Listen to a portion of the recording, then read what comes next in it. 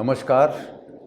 आज मैं आपके सामने फिर प्रस्तुत हुआ हूँ एक नए विषय पर चर्चा करने के लिए।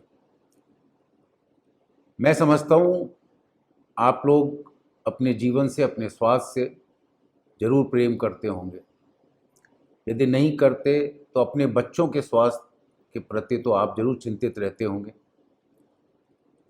जो बच्चा आपके घर में जब पैदा होता है या होती है, बच्ची पैदा होती है, घर में कितनी खुशियाँ मनाई जाती हैं, कितना आप फिर उसके भविष्य के बारे में सोचना शुरू कर देते हैं कि मैं इसको पर्टिकुलर इस स्कूल में पढ़ाऊँगा, इसको डॉक्टर इंजीनियर बनाऊँगा। जो भी है, एक आपकी जो आगे आने वाली पीढ़ी है उसके लिए आप चिंतित अवश्य रहते हैं। चाहे अपने स्वास्थ्य के बारे में न सोचें, बच्चों के बारे में ज़रूर सोचते हैं। अधिकतर पेरेंट्स ज़रूर सोचते हैं। लेकिन क्या अभी कभी आपने सोचा है कि आप अपने बच्चे को जहर खिला रहे हैं? आप खा रहे हैं वो अलग बात है, लेकिन बच्चों के लिए कभी आपने सोचा है कि आप जहर खिला रहे हैं? जी हाँ, मैं सही बोल रहा हूँ। अनफॉर्चुनेटली, दुर्भाग्य से अधिकतर पेरेंट्स इस ओर ध्यान नहीं दे रहे कि वो अपने बच्चों को स्लो पॉइजन दे रहे हैं। जी हाँ, जो धीरे धीरे उन बच्चों में विभिन्न प्रकार की बीमारियों को जन्म देता है। मैं स्लो पॉइजन की जो बात कर रहा हूँ वो बात कर रहा हूँ कलर्स की, एडिटिव्स की, प्रिजर्वेटिव्स की और फ्लेवर्स की। मैं सबसे पहले कलर्स के बारे में बात करना चाहूँगा, जो आपको भी बहुत अच्छा लगता है जब आप कोई मिठाई खरीद के लाते हैं, जैसे कि वो पिस्ता की बर्फ़ी या वो बूंदी के लड्डू, बहुत सारी चीज़ें हैं ऐसी, केक, पेस्ट्रीज़, जितने भी पैक्ड फूड हैं उन सब में ज़्यादातर कलर्स मिलाए जाते हैं और वो आपको अट्रैक्टिव लगता है खाने में, देखने में, और खाने में ही फिर स्वाद तो आता ही है, आप खाते हैं।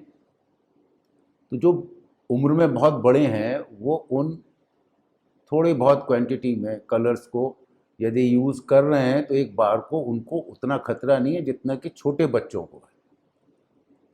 बच्चों में दुनिया भर में बहुत सारी बीमारियां पाई जा रही हैं जिनका कारण यही कलर, यही एडिटिव्स, फ्लेवर्स, प्रिजर्वेटिव्स आदि माने जा रहे हैं। बहुत सारी रिसर्चेज हो चुकी हैं, नो डाउट इस पे भी बहुत कंट्रोवर्सीज हैं। कुछ ऐसे भी लोग हैं जो कहते हैं कि नहीं साहब, ये इतनी कम क्वांटिटी में होते हैं आर्टिफिशियल कलर्स जो इतना नुकसान नहीं पहुंचाते।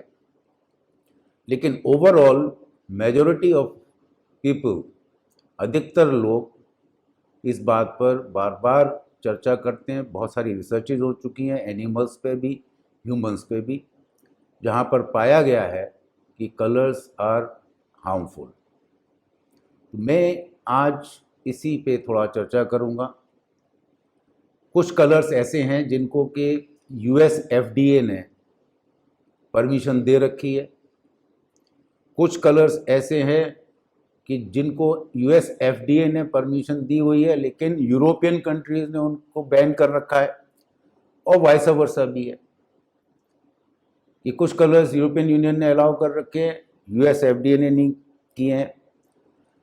कलर्स जो हैं नंबर से पहचाने जाते हैं, जिनका जो जिनके नाम जो रखे गए हैं, जैसे रेड 3 है, रेड 40 है, येलो 5 है, येलो 6 है, इसी तरह से ब्लू 1, ब्लू 2, तो इस तरह से कलर्स के नाम हैं। कुछ कलर्स हैं जैसे कि अभी मैंने बोला रेड 3, रेड 40। रेड 40 को ग्रीन सिग्नल दिया हुआ है एफडीए ने और यूरोपियन एजेंसीज ने। इस तरह से येलो 5, येलो 6 को दिया हुआ है, अलाउ किया हुआ है ना। लेकिन जैसे ग्रीन 3 है, ग्रीन 3 यूएसए में अलाउड है और यूरोपियन कंट्री में अलाउड नहीं है। तो क्यों नहीं है? कहीं ना कहीं गड़बड़ है ना। बहुत बड़ी आज के समय में फूड इंडस्ट्री बहुत बड़ी है, और हिंदुस्तान में तो वैसे भी हम लोग इतना अवेयर नहीं है इन कलर्स को लेकर, लेकिन हमको होना चाहिए कम से कम अपने बच्चों के प्रति। बच्चों में अधिकतर बहुत सारी बीमारियां जो कि उनके बिहेवियरल चेंज में, उनका जो व्यवहार है उसमें जो बदलाव आता है वो देखा गया है, रिसर्चेज हुई हैं, और इस तरह के कलर्स और एडिटिव्स को विड्रॉ करने पर वो उन बच्चों में वो परेशानियां नहीं देखी गई हैं। बिहेवियरल प्रॉब्लम से जो मेरा तात्पर्य है वो है बच्चों में जो हाइपर एक्टिविटी देखने को मिलती है, एग्रेसिवनेस है, स्लीपलेसनेस है, डिप्रेशन है, इस तरह की बहुत सारे बीमारियां बच्चों में उत्पन्न हो जाती हैं। चिड़चिड़ापन, जिद्दीपन, इरिटेबिलिटी, है ना, और टाइम से नहीं सोना। बहुत सारे बच्चे, आपको लगता है तो मेरा बच्चा बड़ा हाइपर एक्टिव है तो बहुत अच्छा है, लेकिन ऐसा ज़रूरी नहीं है कि वो बहुत अच्छी बात हो। तो इन चीज़ों से हमें सावधानी बरतनी है कि हमारे बच्चों में ये इस तरह की बीमारियां ना पैदा हों छोटी ही उम्र में, आगे चल के ये फिर व्यापक रूप लेती हैं। इसीलिए किसी महान व्यक्ति ने कहा है कि फूड इज़ ए मेडिसिन, खाना जो है एक दवा है। जितना आप अच्छा खाना खाएंगे, हेल्दी खाना खाएंगे, वो आपके शरीर को बीमारियों से बचाता है और बहुत सारी बीमारियों को ठीक भी करते हैं खाद्य पदार्थ।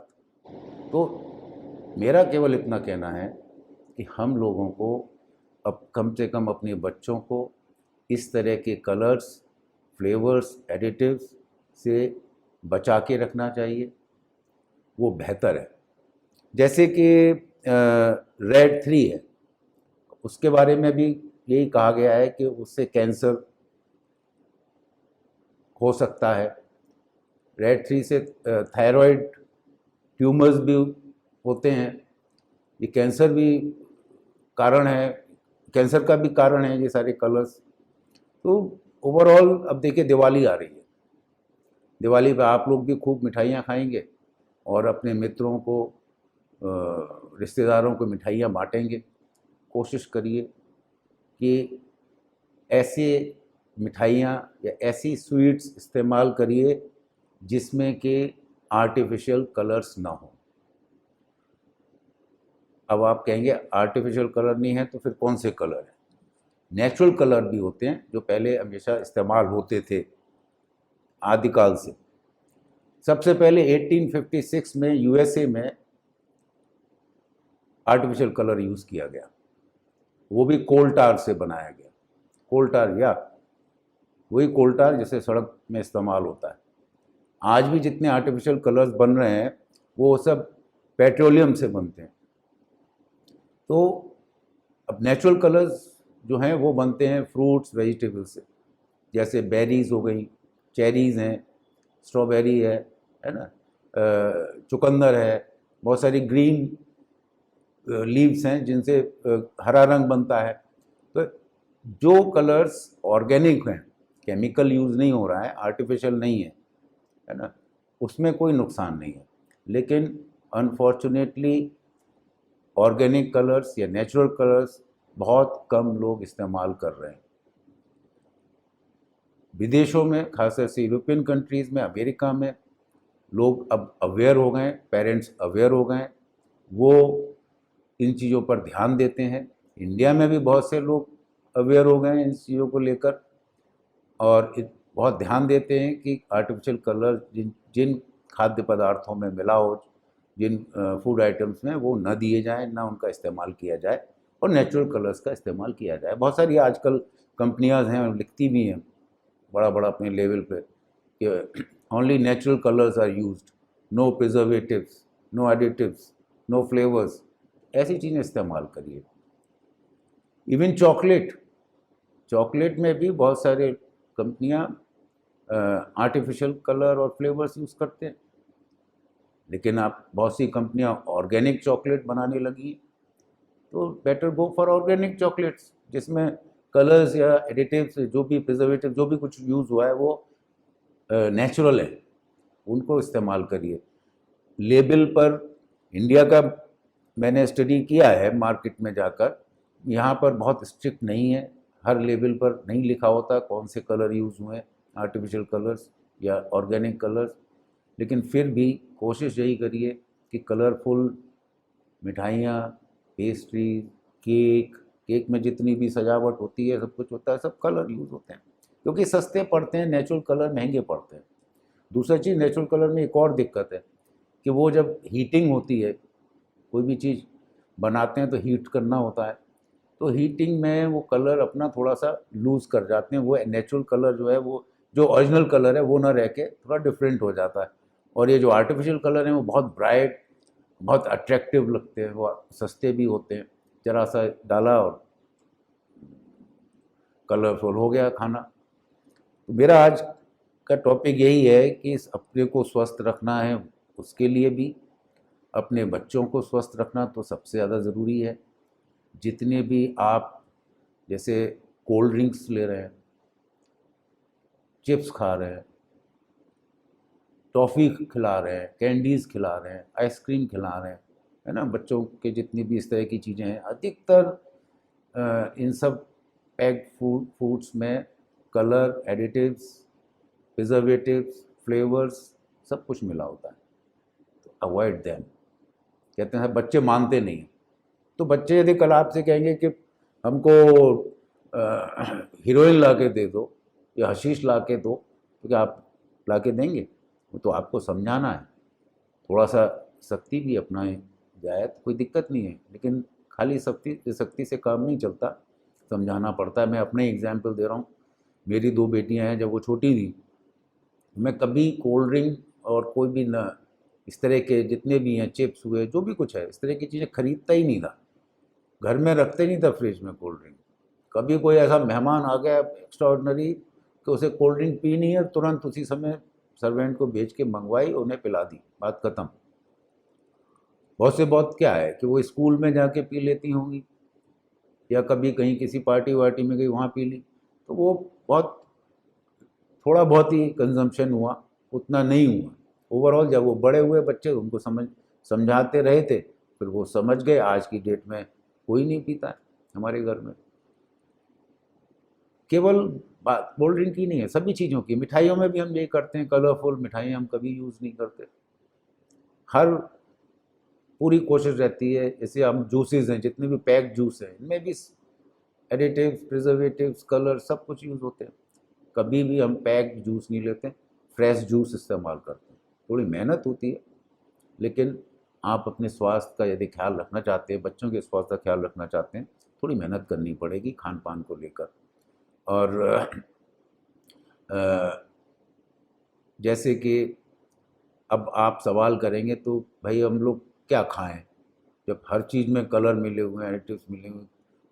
सिंपल सा तरीका है, कोशिश करिए कि होल फूड का इस्तेमाल करें, फ्रेश वेजिटेबल्स, फ्रेश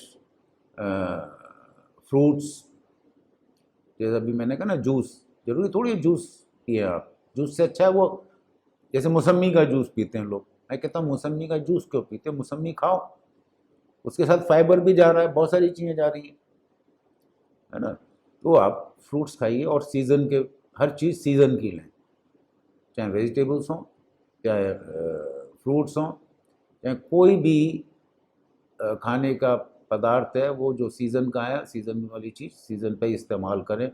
जब मान लीजिए जिस समय गोभी का सीज़न नहीं है, ज़रूरी नहीं है कि आप गोभी खाएं, वो भी गलत है ना। तो जब जिस सीज़न में जो चीज़ उगती है, पहले हमारे पूर्वज यही करते थे, हमारे पेरेंट्स तक भी यही करते थे।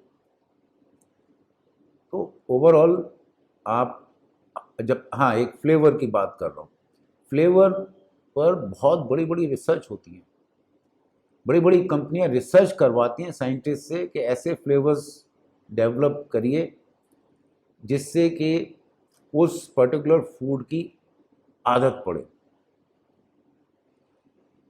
होता क्या है कि हमारा जो ब्रेन है वो बॉडी को क्या रिक्वायरमेंट है, कौन सा विटामिन, कौन से मिनरल्स, क्या चीज़ चाहिए, बॉडी खुद, ब्रेन जो है वो बॉडी सिग्नल देती है, ब्रेन उस सिग्नल से